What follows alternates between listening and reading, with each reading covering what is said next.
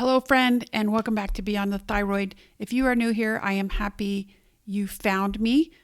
And today our topic is natural treatment for thyroid medicine.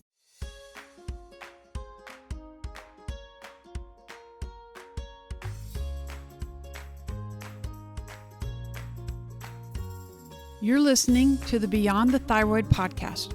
I'm your host, Dr. Dana Gibbs. I'm an ENT surgeon and hormone specialist. For years, I struggled with my own unrecognized thyroid problems before and even after I was regularly performing thyroid surgeries. Then, one day, I learned something that turned my health around and opened my eyes to the limits of mainstream medicine in treating more subtle thyroid abnormalities. I spent the next 20 years fine-tuning my hormone expertise in disorders like Hashimoto's disease, perimenopause, and stress-related illness. Come join me as I share this new approach to hormones that empowers you to take control of your own thyroid and hormone imbalances. Let's dive in.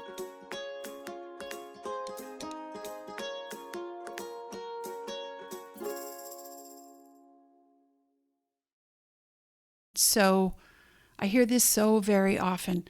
I don't want to take thyroid medicine. Well, I get it. Neither do I. But what I do want is not to be so cold that nothing short of a blistering hot bath is going to get me warm.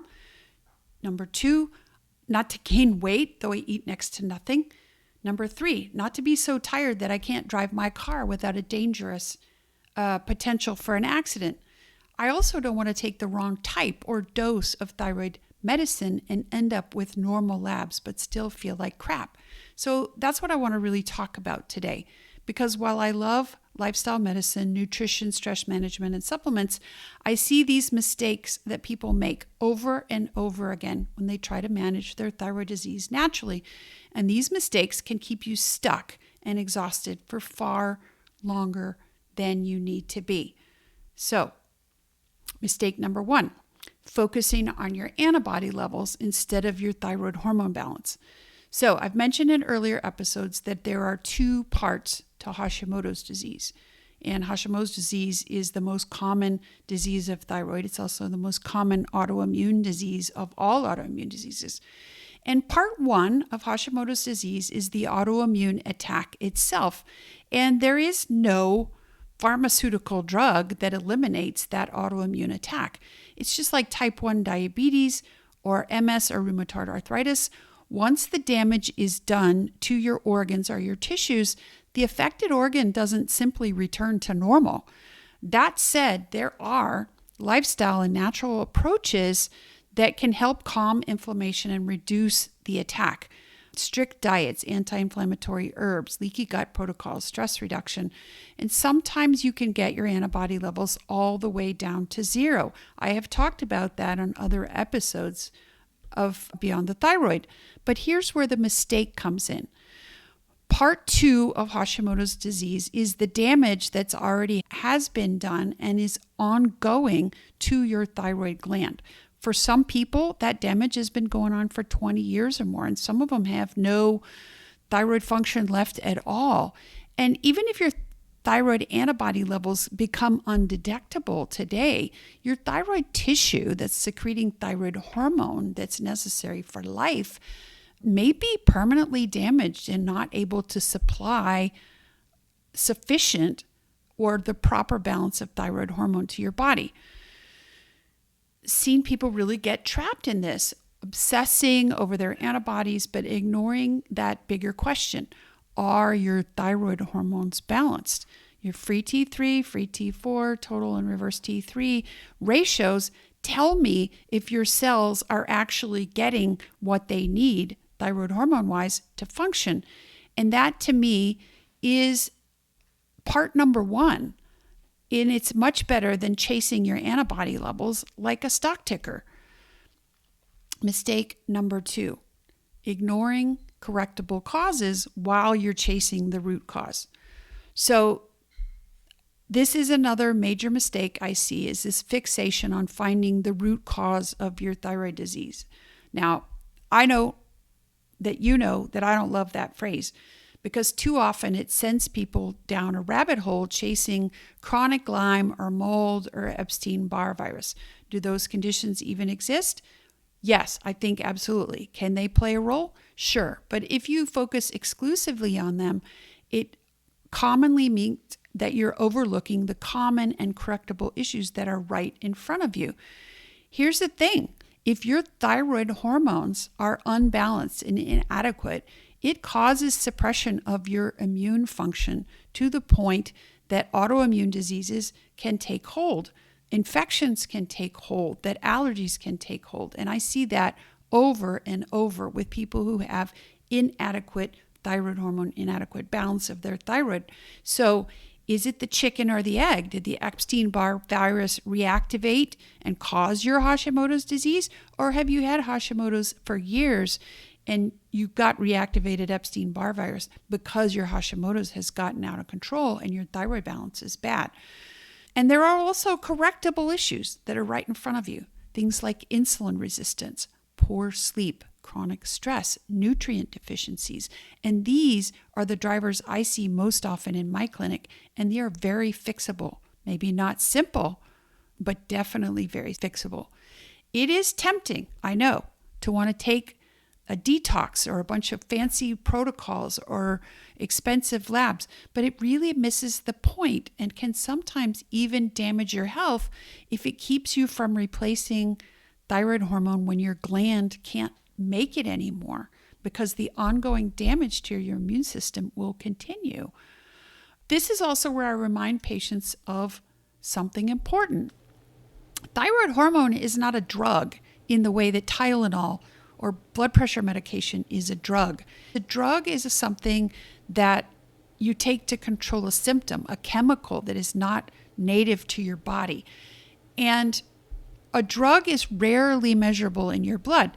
A hormone, on the other hand, is a naturally occurring signaling molecule in your body that your body used to have normal amounts of and is designed to run on. So thyroid hormone replacement, whether it's natural or whether it's synthetic, is chemically identical to what your own thyroid gland would make if it still could.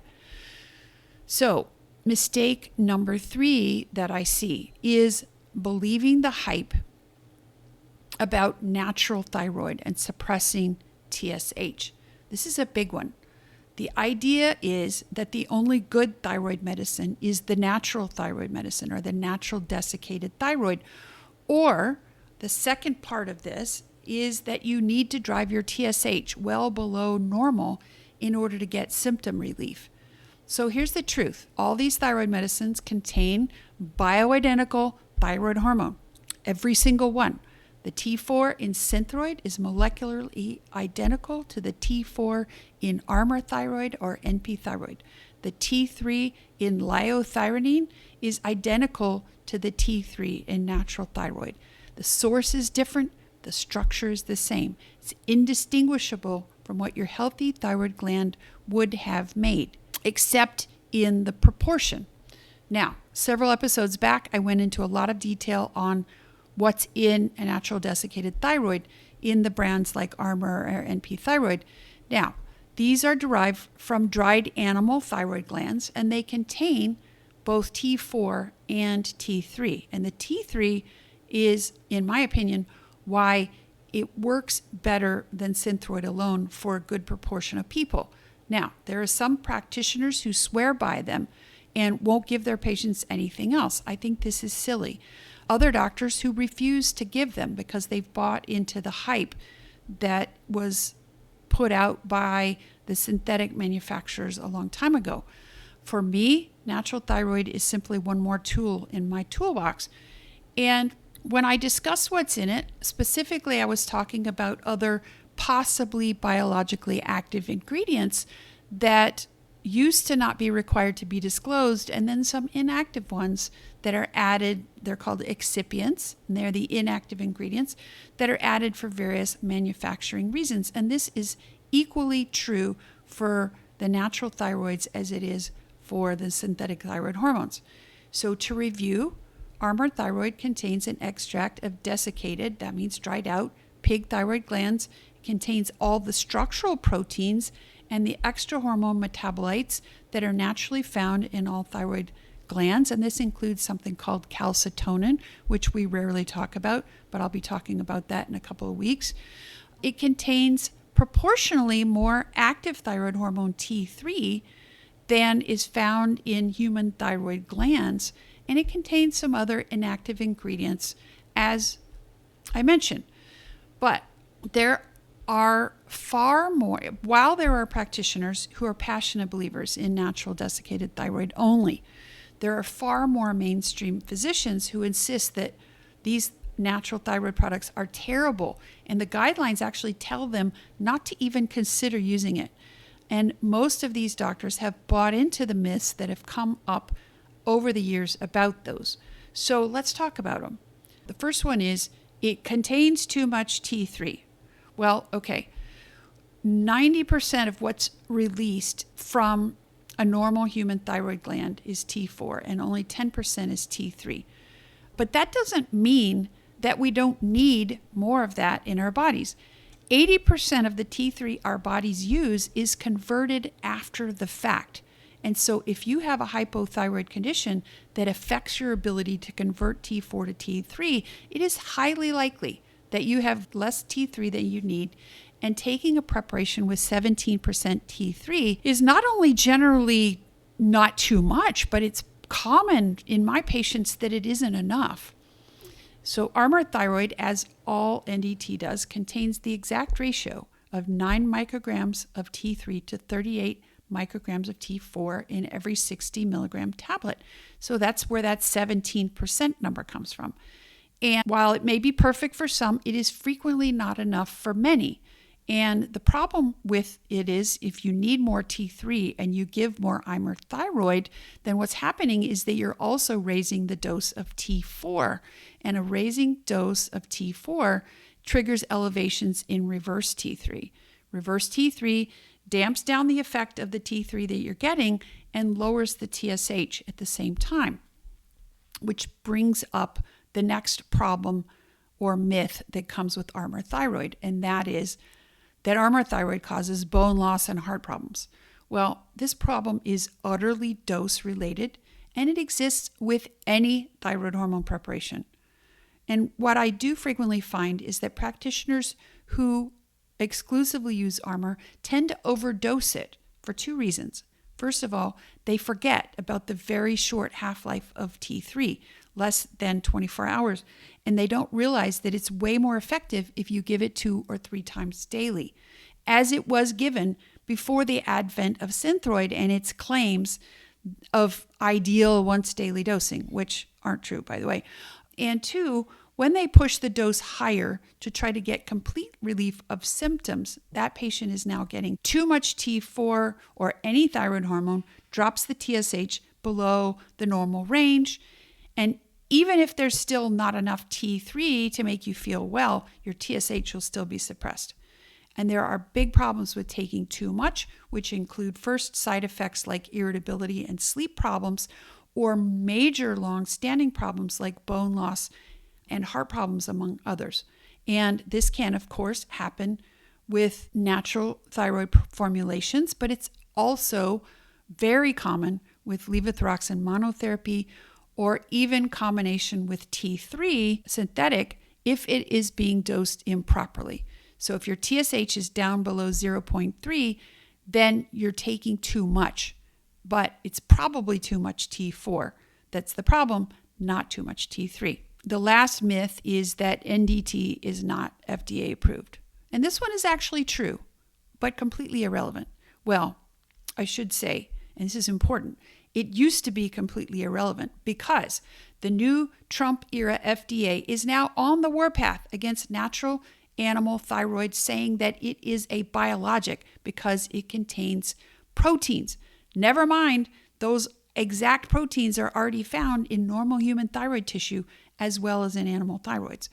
So in a letter dated August 6th of this year, 2025, the FDA officially classified animal-derived thyroid medications, including brands like Armour and NP, as unapproved biologic drugs, giving providers and patients a 12-month window to transition to FDA-approved thyroid hormone replacements. So manufacturers have 12 months to submit data to prove that these biologics have efficacy or quit manufacturing and selling it. Let me tell you, my friend, 12 months is a joke. It takes years to take a drug through the approval process. They even say in the notification that the 12 months is to give patients time to transition back to the correct FDA-approved products. And by this, they mean levothyroxine. They're not even giving it a chance. The people that are making this claim are trying to suggest that natural desiccated thyroid is somehow harmful because it's not FDA approved. But the truth is that this product has been around since 1890, when it was discovered as a treatment for thyroid conditions, and it dominated the market up through the 1970s. That's when Baxter started heavily promoting Synthroid and suggested that synthetic was cleaner and better and that you could give it once a day.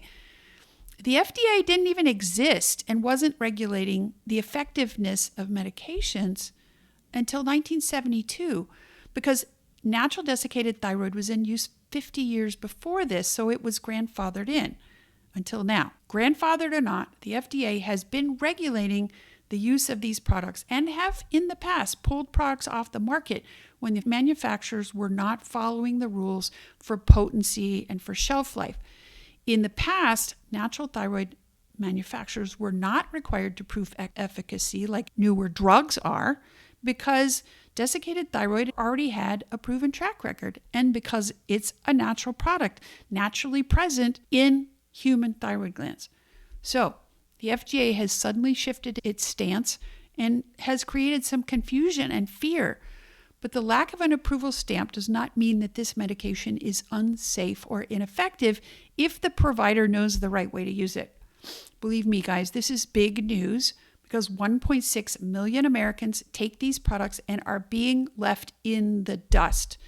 A large proportion of levothyroxine users, 15% in studies, do not improve on levothyroxine alone and need alternatives. So if you want to keep your natural thyroid, better get busy signing petitions, writing emails to your congressmen and senators, and to the new FDA chief, who's Marty Makary, and to anybody in the Trump administration who may be listening.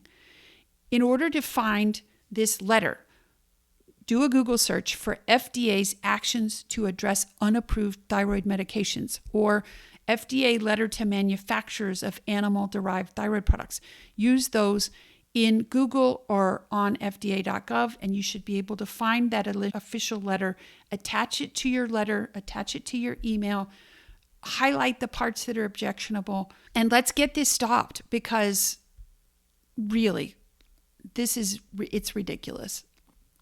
Anyway, the final and bigger mistake when you're trying to use a natural treatment to fix your thyroid condition is believing that one particular form of thyroid medicine is the best for everyone, or that feeling better requires pushing that TSH down into those suppressed levels. So chronically low TSH can hurt your bones and your heart. Healing is about balance, not about extremes. So in summary, the big mistakes I see when people are trying to manage their thyroid is focusing on antibody levels instead of hormone balance, ignoring correctable causes of thyroid imbalance while chasing that elusive root cause and spending tons of money and wasting time.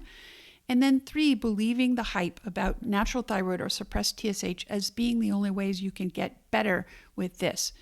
And of course, the biggest mistake of all, if you're symptomatic with your thyroid, is believing the story that your labs are normal, so those symptoms must all be in your head. If I've heard that once, I've heard it 5,000 times. So if you're spinning your wheels in one of these areas, I want to encourage you to shift your focus, look at what's measurable, correct what is fixable, and use thyroid hormone for what it is, a life-restoring, bioidentical replacement for what your body is not making enough of. That's what I do to help my patients every day cut through the noise, stop chasing the wrong targets, and finally get their energy, their clarity, and their health back. If you'd like to take the next step, check out my thyroid checkup program. It is designed to help you order the right labs, interpret them with me, and finally get answers. You can join the wait list for that at danagibbsmd.com/checkup. So imagine waking up rested, ready, and strong, no longer caught between the extremes of natural only versus synthetic thyroid hormone, but finally finding what works for you. That's the balance I want for you. Thanks for listening, and I'll see you next time on Beyond the Thyroid.